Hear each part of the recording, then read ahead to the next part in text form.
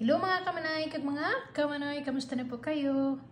Ito'y nagugulat talaga ako sa sarili ko nakagawa ako ng ganito. Ayan, gawin sa prutas. At ito na nga ang ginawa ko. Yung una is ginawa ko talaga yung monkey. Inuna ko talaga yung monkey na yan.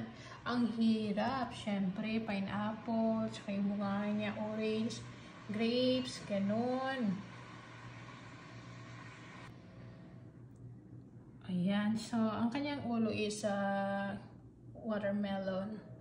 Tsaka yung tenga niya, yung kiwi, tsaka yung tungko niya, apple, yun ang ginawa ko. Yung mga mata niya, isang grapes yan. Tapos yung kiwi, ayan siya. Yan lang, simple lang siya na prutas yung hanapin nyo. Ilang piraso lang yung saging. Yan, hilaw pa siya, hindi pa luto. Hindi pa siya hinog, pero okay na rin siya, diba? At least green color parang motive green. Ayan, so ayan siya, hinati-hati ko siya. Yung mga grapes may green, tsaka yung purple, tsaka yung, ayun pala, strawberry, yun, nilagay ko siya. Siyempre yung sa paligid niya, ayan, nilagay ko sa paligid niya, o para pang ano lang siya, hindi siya matumba kasi mahirap din.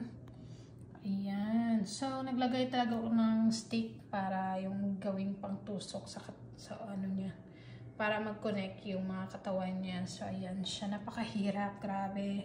So, makitin yung kamay ko sa kagawa. Kasi yung stick talaga yung nagpapasakit ng kamay ko. Pero okay lang. Sulit naman. So, hindi ako makapaniwala na ganito yung magawa ko.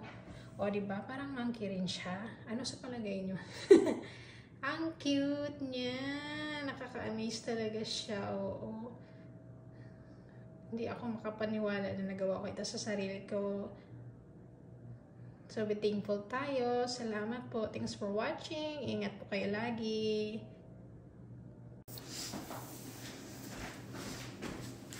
Ayan siya. Hindi talaga ako makapaniwala na magagawa ko ito. Thankful and thanks for watching.